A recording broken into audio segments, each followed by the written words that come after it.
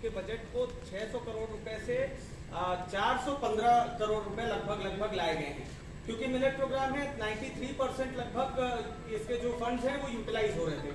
2026-27 के लिए जो 415 करोड़ तक लाया गया है बजट को 31% कट करके ला करके, ऐसा क्यों किया गया है? क्या परफॉर्मेंस कम हो रही थी और इसे बढ़ाने के लिए और क्या प्लान हो सकते हैं? मिलेट महत्वपूर्ण है, लेकिन मिलेट मिशन के सामने समस्या 2-3 तरह की है। नंबर 1, पर हेक्टर मिलेट का उत्पादन अभी भी कम होता है। हमने मिलेट के लिए एक विशेष संस्थान बनाया है हैदराबाद, जो इस पर काम कर रहा है कि मिलेट का उत्पादन कैसे बढ़े, नंबर 1। नंबर 2, मिलेट्स की डिमांड और बढ़े, क्योंकि कोशिश करने के बाद भी अभी बहुत एरिया नहीं बढ़ा है, लेकिन उत्पादन और बढ़े और उसकी खपत बढ़े, और उसके लिए एक प्रयास प्रधानमंत्री जी के नेतृत्व में अनेकों हुए हैं, उनको निरंतर जारी रखने की जरूरत है। जहाँ तक फंड्स के सवाल है, मिलेट्स के लिए जितने फंड्स की जरूरत होगी उसकी कमी नहीं आएगी। केंद्र सरकार भी गंभीर है और राज्य सरकार भी प्रयास कर रही है। सर, पेस्टिसाइड आने वाला है, उसके बारे में थोड़ा जानकारी। धान उत्पादन के बारे में पूछ रहा हूँ। देश में उड़ीसा का स्थान क्या है? देश में उड़ीसा का स्थान क्या है? और एक बात, यहाँ जो आप जो बोल रहे हैं कि खेती ऐसा कुछ नहीं हो रहा है, धान का बात ऐसा पड़ा रहा है, तो कॉर्पोरेट इन्वेस्टमेंट उड़ीसा में कुछ होने वाला है क्या? देखिए, उड़ीसा सहित सभी राज्यों में धान की खेती भी हो, लेकिन धान के साथ साथ बाकी खेती भी हो। 2 योजनाएं भारत सरकार की है, एक RKVY और एक कृषि उन्नति योजना। उन योजनाओं के अंतर्गत उड़ीसा में भी चाहे वो हार्टिकल्चर की खेती को बढ़ावा देना हो, चाहे मिलेट की खेती को बढ़ावा देना हो, चाहे दालों की खेती को बढ़ावा देना हो, चाहे धान की खेती के लिए धान की अलग अलग किस्में ICR के द्वारा बनाना हो, चाहे अच्छे बीज हो, चाहे मैकेनाइजेशन हो, चाहे माइक्रो इरिगेशन हो, हर एक के लिए भारत सरकार की योजना भी है, जिसका लाभ उड़ीसा उठा रहा है, और उड़ीसा सरकार की भी अपनी योजना है।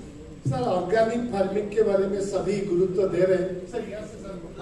सर, ऑर्गेनिक फार्मिंग के बारे में सब कुछ इम्पोर्टेंस दे रहे हैं। ये जानना चाहेंगे, पेस्टिसाइड एक्ट आने वाला है, उसके बारे में कुछ जानकारी मिलेगा सर? पेस्टिसाइड एक्ट हमने जनता के बीच परिचालित किया है, सबसे हम राय मांग रहे हैं, और वो वेबसाइट पे है पूरा का पूरा। आप कहेंगे तो मैं आपको भेज दूंगा। उसमें प्रावधान कुछ इस तरह के, जैसे मैंने एक उदाहरण आपको बताया था कि अभी अगर कोई घटिया बेचता है तो बड़ी सजा का प्रावधान है ही नहीं, केवल 1000 रुपया जुर्माना देके छूट जाता है। तो किसी को लाखों कमाना और 1000 जुर्माना देना वो बहुत आसान काम है, लेकिन उस पर हैवी जुर्माना हो और गंभीर किस्म का अपराध हो तो सजा भी हो। इस तरह के कई प्रावधान किए जा रहे हैं। परंपरागत बीज को हम सुरक्षित भी रखने का काम करेंगे, मतलब सीड एक्ट में परंपरागत बीज को हम सुरक्षित रखने का भी काम करेंगे, और गड़बड़ करने वाले को सजा देने का काम।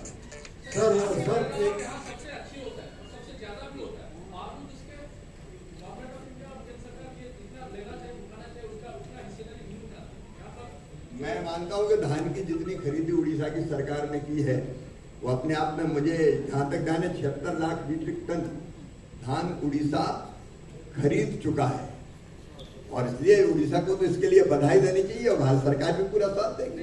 सर, ईस्टर्न जोन के लिए जो कॉन्फ्रेंस आज हो रहा है, आप महामान्य है, देश के कृषि मंत्री हैं, लेकिन बात क्या है sir, development in the agriculture sector, awareness subject matter, एक गांव को, ब्लॉक को लेके एक अवेयरनेस सब्जेक्ट मैटर में उसमें स्किल डेवलपमेंट हुआ, डेवलपमेंट जहाँ जो कुछ आवश्यकता होता है, कहीं पे उसी तरह सेंटर हम लोग उड़ीसा में नहीं देखे, नहीं कि कहीं किसी दूसरे राज्य में नहीं देखे। इसी के योजना में कुछ आपका पास कोई प्रारंभिक योजना है क्या? सर, हमने ये कोशिश की है, आज भी मैंने राज्यों को कहा है, भारत सरकार के पास 16,000 कृषि वैज्ञानिक हैं।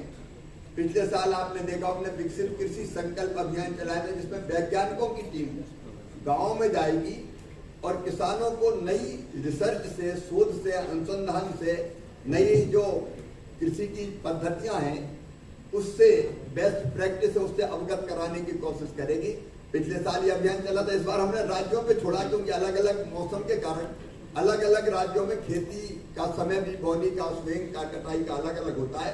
तो राज्य सरकार के साथ बातचीत करके हमारे कृषि वैज्ञानिक भी जाएंगे, विशेषज्ञ भी जाएंगे, यूनिवर्सिटीज के लोग भी जाएंगे, केवीके के माध्यम से भी बेस्ट प्रैक्टिस उन तक पहुंचाने की हम लोग कोशिश करेंगे ताकि हर जानकारी किसान तक ठीक ढंग से पहुंच जाए। सर